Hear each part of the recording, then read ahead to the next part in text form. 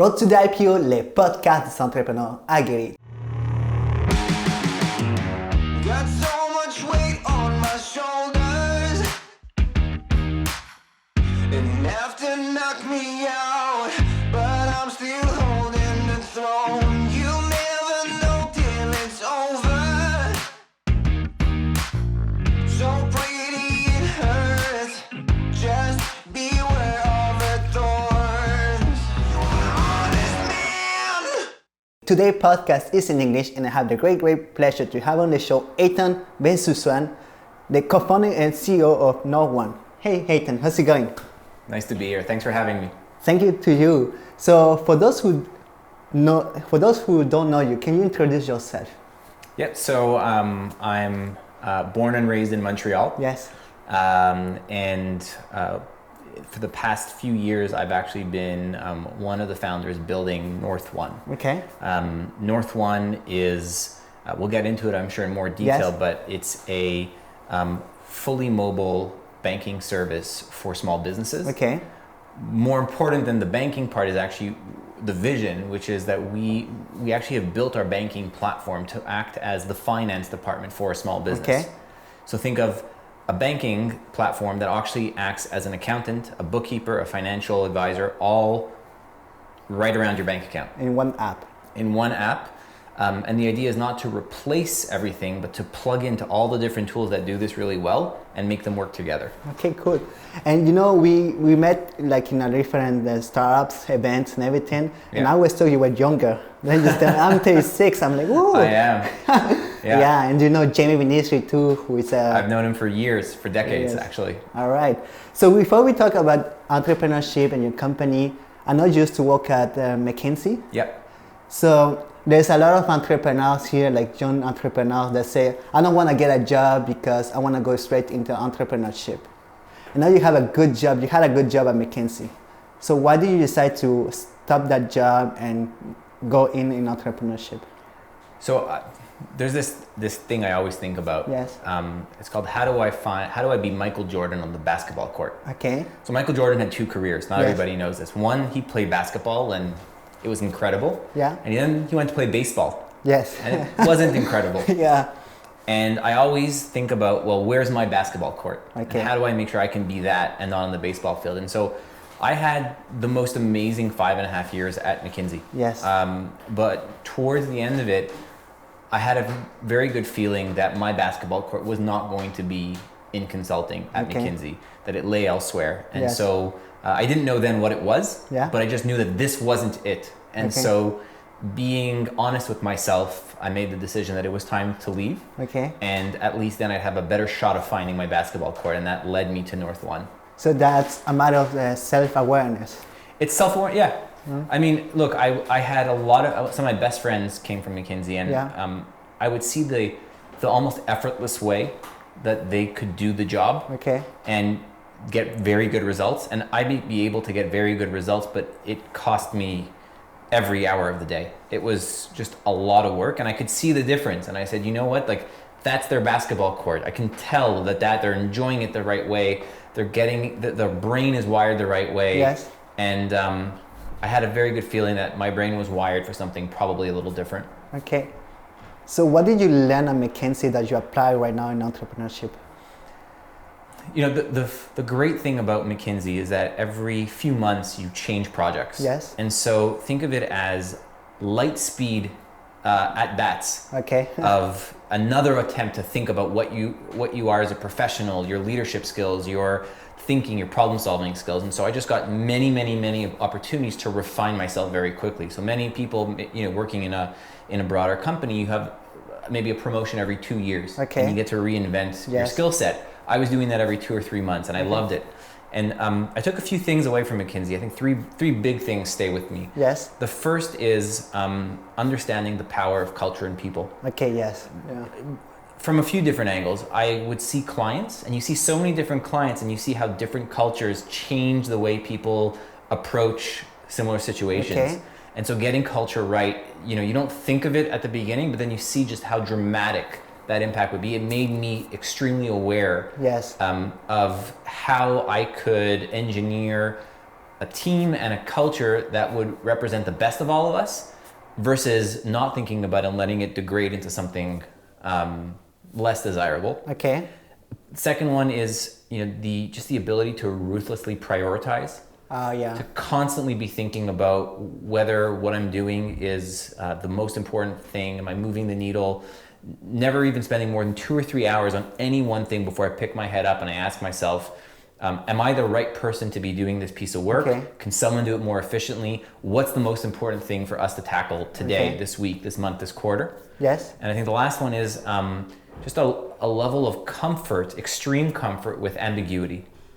Oh, yeah? So you're in a very data poor, highly ambiguous situation. Okay. And one of the skills that I picked up was how to take that, structure it, and become a very tangible path forward. Yes. Where otherwise you might say, I have no idea how to even start. Okay. Right? Do you mean like in a stress situation? I'll give you an example. Okay. So we would have, we had a project once where we were serving a company and their big question was, how do we become successful in 5 years? Okay. And that's it. That was it. So we need to understand what's our success path for 5 years and how do you even start? It's complete. And they said just go, help us figure it out. Okay. So you need to think, well, how do I break this into pieces of work? Okay. And how do I then find the information required to get that work done? And it's a matter of hypothesis testing and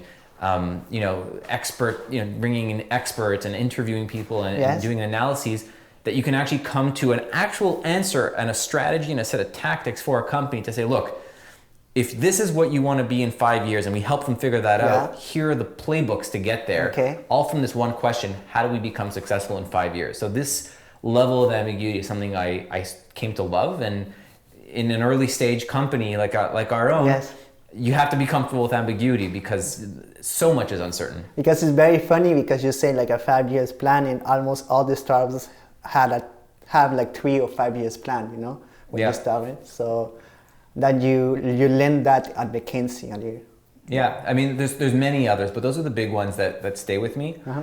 And to be honest, I mean, you take all that and you package it with a very high expectation for quality, just the level of excellence you want around you, and you have a recipe that I really enjoy. Yes. And I think the team that we have at Northone, I mean, each one of them, I think not only just inspires me in terms of who they are, but intimidates me in a good way at how good they are at their job. Okay. And that's what I love about it. I love that we've hired people that I look at them and I'm like, they are just way smarter than me. Yes. And I love that. All right.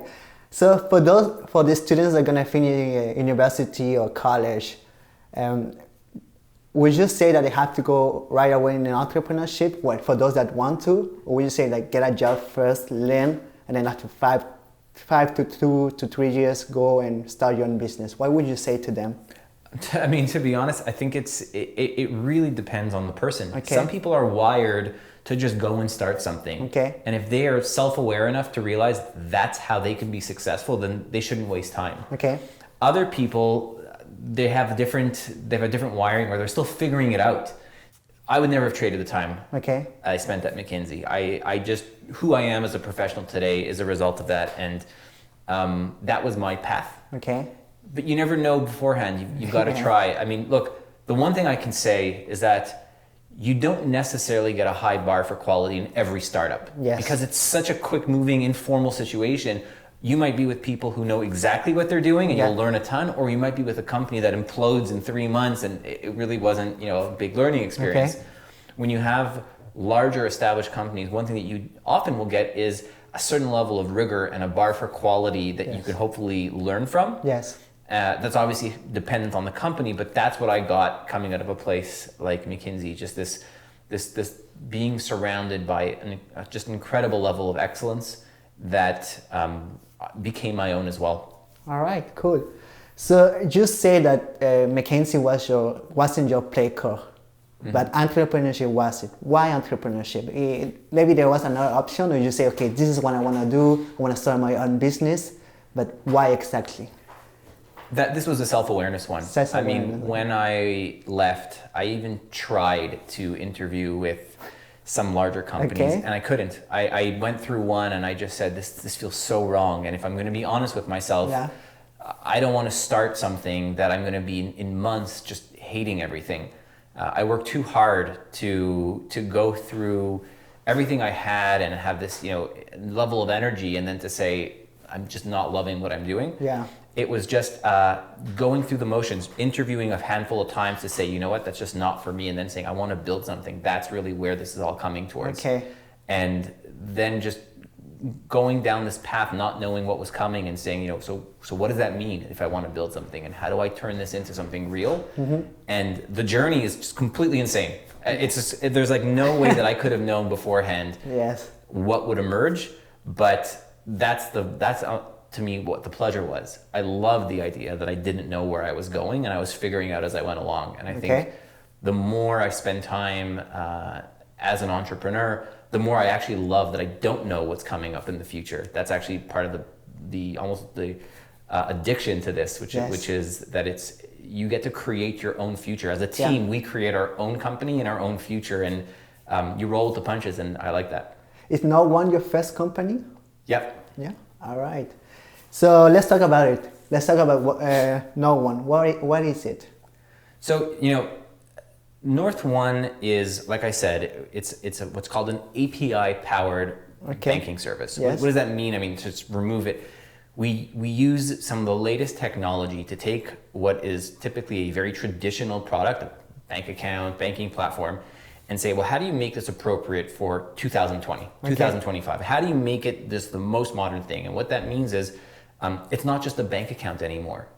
It's actually a different relationship that a business can have with their bank, where the bank actually acts as their finance department. Yes. So just to be specific, the Northone, we have a partnership with a bank in the United States that through our app allows us to open a checking account for a small business at that bank.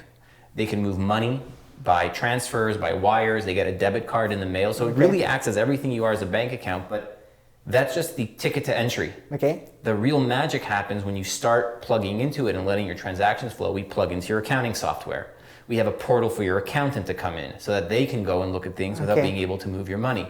We can give you insights into the health of the business in terms of in real time with your cash flow. All these things are this one theme, which is we want to give time back to the entrepreneur. Yes. So many business people get into business and realize that, there's another job they didn't realize they were signing up for, which is bookkeeper, accountant, invoice manager, payroll manager. Yes. And they're not necessarily trained for that. In fact, the leading cause of small business failure is cash flow illiteracy and cash flow mismanagement. Yes. Because an incredible dentist that you want cleaning your teeth may not be the best accountant. True. Probably I don't want my dentist spending any time learning accounting if I can help it. I'd rather just get better at being the dentist. But it creates an enormous amount of waste and failure. So I'll give you a perfect example, because we've probably interviewed 300 business owners across North America to better understand the market. You have someone who owns a bakery, and they have a loose understanding of where the cash flow is. The oven breaks down, and they go to buy another one, and they don't realize that they just spent $5,000 on an oven, but the next day their rent was due, and the week after taxes were due, and then they had a payroll run. And all of a sudden, the actual cash is no longer in the bank account. So they made a huge mistake, and this leads to business failure.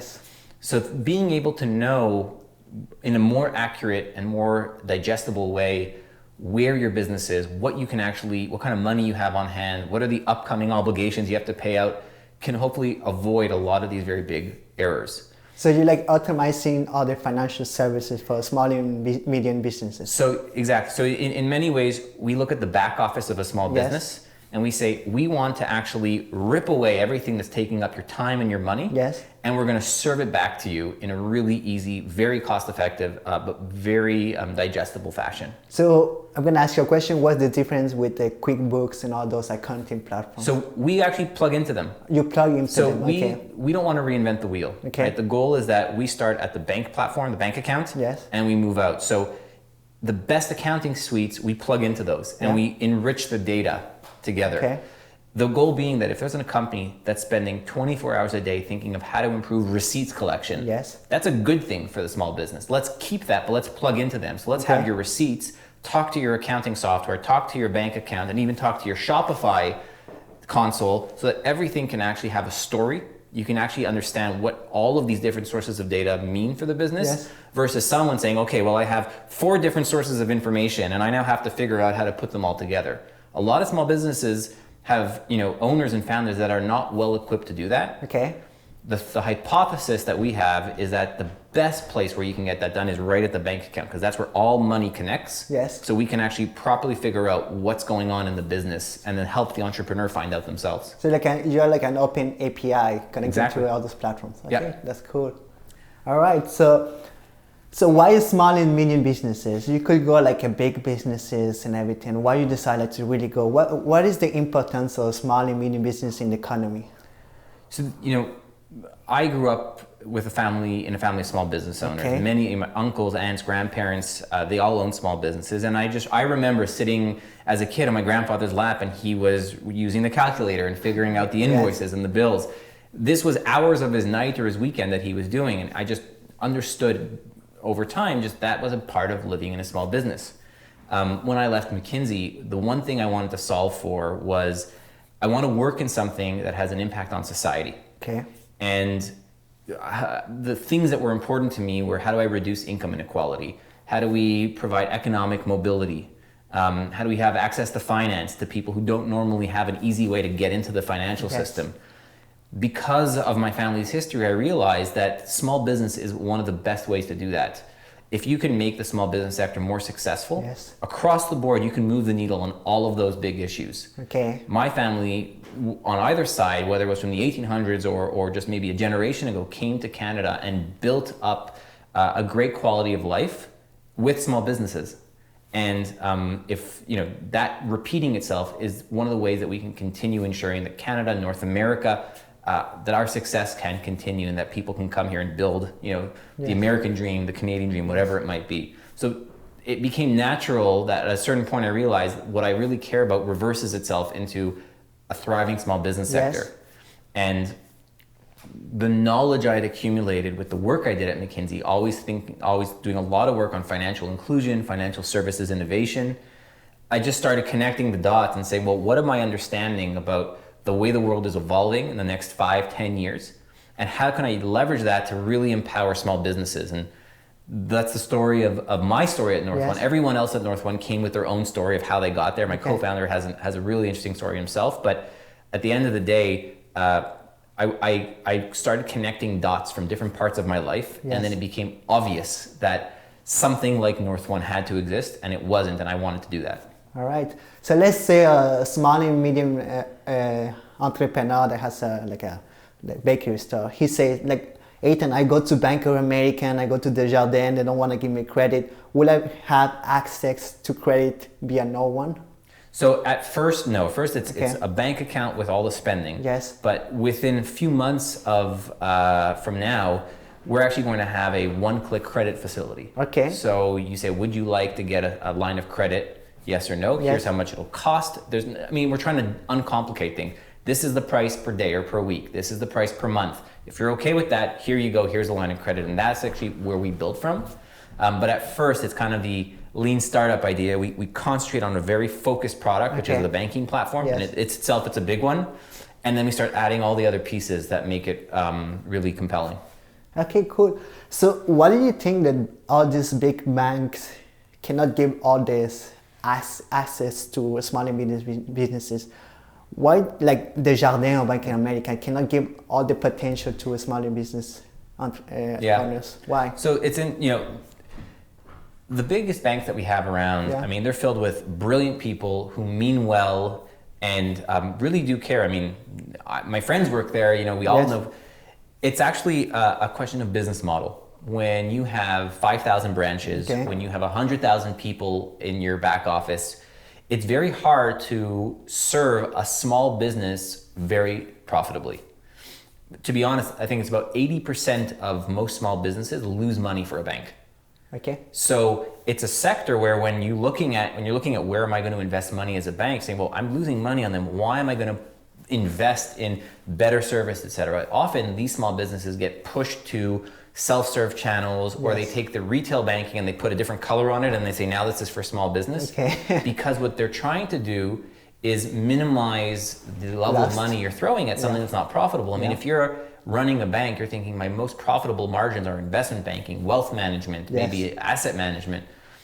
Small business comes late down the line. But you say that it's important to have small and medium business in the economy. Yeah. So why aren't they trying to help them?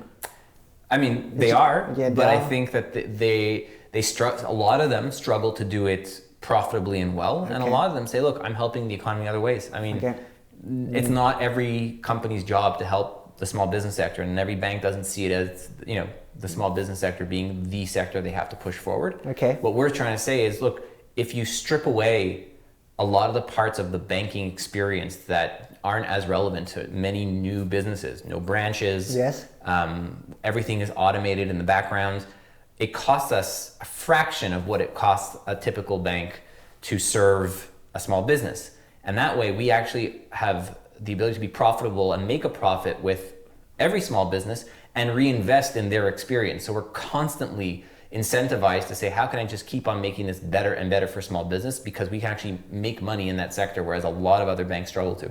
Okay, so you guys are not competing with big banks. You're trying to associating with them to really help small businesses. Because I find it I ask a lot of questions to fintechs, CEOs, and they say we are never competing with banks. We want to try to work with them. But then you see big banks, sometimes they say, oh, we don't like technology, or all these fintech startups, we have to be careful. So what's your view on that?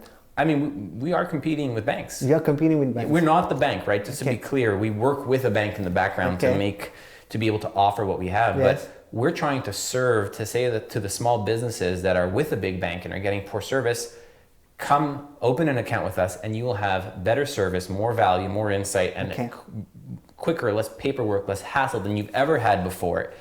And a lot of them respond to that. Okay. And it, in some ways, it helps reduce a non-profitable segment for a big bank. But on the other hand, what these banks also want is to be able to say some of these small businesses are going to be very successful. And we want to keep them because they become commercial businesses and enterprise businesses. And so there is a certain degree of competition there. Okay. And let me ask you about something very important in the financial industry, trust. How are you guys building trust? Because you're new, you're just going to come out recently. So how are you guys building trust with small owners? There's a lot of levers that we pull. I mean, first, we are partnered with an existing regulated bank. Okay. And so as a result, when it comes to the regulated financial services, we can say, look, there is a professional group of people here who are excellent at their job and they're doing that. So you don't have to worry on that side. Second one is just about, the kind of certifications, the kind of compliance that we have, the level of scrutiny that we have received from our bank partner, but from third parties, to being able to actually go out the door and be in this space. Okay. But the last one, I think almost as important as the others, is the culture and the kind of company that we are. I mean, when we produce things, when we put things out there, we want to make sure that they're flawless. Okay. Right? That you never look like, geez, if they couldn't spell these words right, how are they possibly going to get it right when it comes to, helping my banking experience? And that's actually quite important to us, that level of professionalism. Yeah.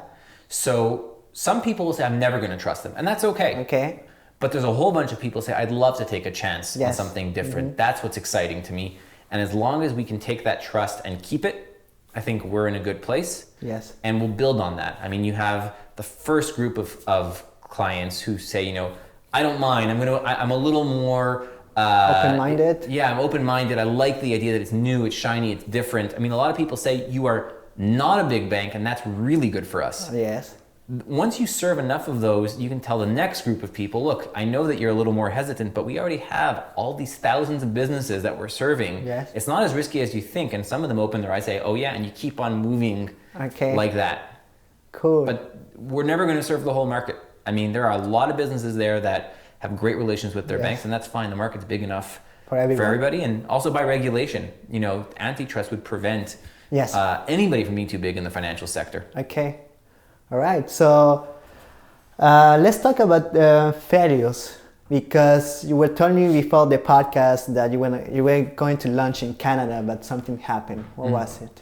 So we were preparing to launch in Canada, and then at the last second, I mean, not the last second, a month or two before Yes. everything, just the context for us wasn't right anymore. We couldn't have the kind of value proposition we wanted for Canadians. It couldn't happen in the time span we wanted or the economics we wanted. And because of all these changes, we said, you know what, we have to really think about where we can build a world-changing organization. Okay. And the little voice at the back of my head said, I think that's going to be in the US. I think that there are other banks there who want to partner with companies like our own. And we found incredible partners there. And so we were able to actually prepare for an American launch instead. How did you react? Like overnight, you have to change everything that you plan. How did you feel about it? So there's two parts of that answer. The first one is, ever since the earlier days, we said, we need to be very flexible. We have to build flexibility into what we're building. So we always knew, we were going to go to the United States. Yeah. It was just that we thought we might be able to start the pilot in Canada and then go. Okay. But because we knew where the vision was, we said, well, why don't we make sure that our technology could be compatible? Why don't we make sure that we're thinking about compliance, not only just from the Canadian context, but the American one as well. And so when we actually had to make that switch, it wasn't as if we were going, to the moon. It was, we knew how that looked. Okay. And then more importantly, we didn't have a choice. We just said, all right, challenge accepted. Let's go figure this out. And that's how it rolls. Okay, because I saw it on the website. Your app is very user friendly. I think that's very important because you can see all these apps for small businesses. They're not that user friendly. They're even on desktop. So you guys come with a new and fresh app, and that's why I like it. So before we go to the second part of the podcast, where can people contact you, Eytan? What platforms are you on? I mean, any of them. Twitter, LinkedIn. You can reach us on the website. Okay. I mean, I'm on any of those. Email. With your name, Eytan? Yeah. Okay, Eytan at northone.com. All right, so we're gonna post all the links on the description of this podcast. So let's talk a little bit about general stuff, technology. Mm-hmm. So technology is gonna disrupt a lot of industries, and it already is. Mm-hmm. So how do you see technology in the financial industry? I mean, every financial service institution now is a technology company. Okay. Whether they're Bank of America or whether they're, someone just starting in their garage today. Yeah. The question is less of a technology question, I think. It's more of what is the value proposition that makes money? Mm-hmm. And so if you're sitting where you have billions of dollars coming in and your technology is maybe 10 years old, that's okay. Because you have a very profitable business and you're serving people well enough that they're staying with you. Okay.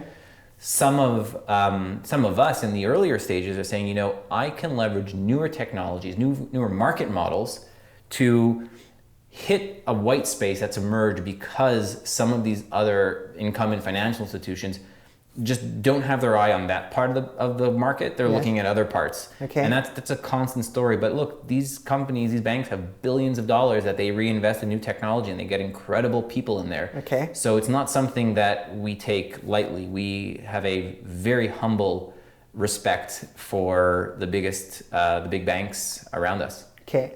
What about AI? Because I think AI is going to play a huge role in financials. Because all the guys you are doing right now can be done by AI, no? Parts of it. I mean, for us, AI is actually something that we think about less in terms of marketing and sales, how do we find new people, as much as how can we deploy AI to give better value to the client? How can we predict cash flows better? How can we give them a warning 2 weeks before something's about to happen? Yes. That to us is the best use cases for this. I think a lot of the AI in the financial system so far has been on customer support, on marketing and sales, and that's great. But we're really focused on what are the use cases that can actually provide less risk or more value to clients. All right. So let's get real, because I know that you know this already. Because you're trying to automatize all this accounting stuff and everything, and you know that people are gonna lose their jobs. What do you think about that? Like, I don't know if that's something that you think about it, like all these accountants, all these people that work in the financial system, the cashiers, and all of those people will lose their jobs in the next 10 to 15 years.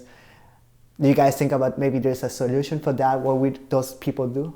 So yeah, the first thing is accountants. We actually work with a lot of accountants. Okay. It has to do with it's a level of detail in there. So accountants do a lot of bookkeeping for their clients, but it's often a loss leader. They'll do it so that they can keep the relationship, but what they really love is the advisory work, the tax work, etc. Yes. When we work with them, they say, if you're able to automate 66% of all this bookkeeping, it means that I have more time to bring in more clients. And so they get a higher throughput of high margin, more interesting work. And they're actually very excited about that. So that's just for example, on the accountant side. But there is a absolute societal problem where we have large institutions which have lots of people who are not necessarily trained for the next 10, 20, 30 years. That's very real. I don't have the answer. Like if I had the answer, maybe I should be running for office. But what I do know is I hope small business and entrepreneurship can be a path for many of them. Yeah. Maybe I don't know specifically how everyone can be. Some people shouldn't do that, but hopefully, as our society evolves, more tools are made available. Tools like Northone that will help people get a business off the ground, operate it with less risk and less stress, and adapt to whatever changes come our way. All right, cool. So let's talk a little bit about First Capital, because right now we're at First Capital and I interviewed Jay. He's a very passionate guy. I really love the interview. He's a great leader. So how did you meet Jay and Dominic?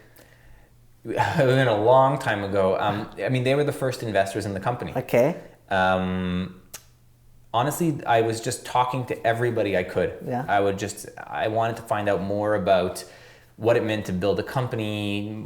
I was increasingly focused on financial services. Okay. And enough people said, you know what, there's a few really bright guys that you should talk to, these First brothers. I didn't know them. I had never met them before, but enough people had said, you probably should talk to them. So I said, okay, well, maybe I should reach out. And I did, and it just started a conversation that turned into this relationship. And I think it was called, the company was called First something. Yeah, it was a project name. And then we got just a lot of people said, I really want a name for this that kind of feels like the nice and tech forward experience that your app has, that the website has. It just feels out of place. We said, we got to adapt to that, All right, so let me ask a question, because why finance? Seemed like to be really into finance. Why did you decide to go, I'm going to go in entrepreneurship, but in fintech? Why was it? To be honest, fintech is irrelevant. It's a tool. It's a tool? Okay. It's a tool to societal goals, right? If you had told me, based on everything Eytan, the best thing for you is to get into HR software, maybe I'd find myself in HR software if that's what would have helped the small business sector. Okay. For me, the anchor is small businesses and helping them. And my own experience, the knowledge I acquired in previous professional experiences, and my just belief that one of the largest levers that we still have to pull to support small business is a better financial service system for them, led me to saying, great, then it's going to be fintech. And fintech is the best way for me to empower this sector. All right. So for the last question, I just want to ask about open banking. I know it's already in place in Europe. So what do you think about open banking here in Canada and maybe in the United States? Open banking is only as good as the ecosystem that it builds in. In the UK, for example, we've seen this framework and just create an explosion of innovation. Okay.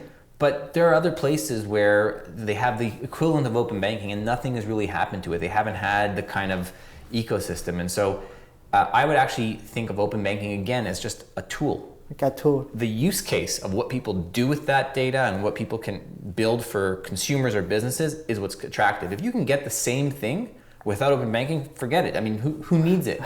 But the evidence increasingly shows that you need open banking. Without open banking, you cannot get some of that innovation, some of this value for consumers and businesses. But I think Canada, United States, they're all going to have their own path forward. And I would say we're going to see some countries that figure out all of the value of open banking without open banking. And I think, sure, who cares about the process? It's what we care about is the results. The results, yeah. All right. So any last word for the people that are watching this podcast and listening to it?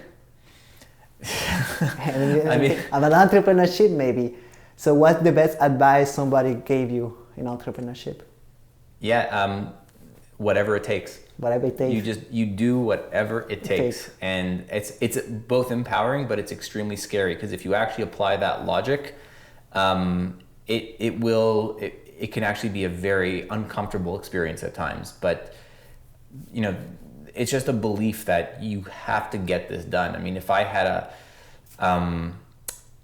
a plan B to this, I think it wouldn't be the same level of needing to make this company work.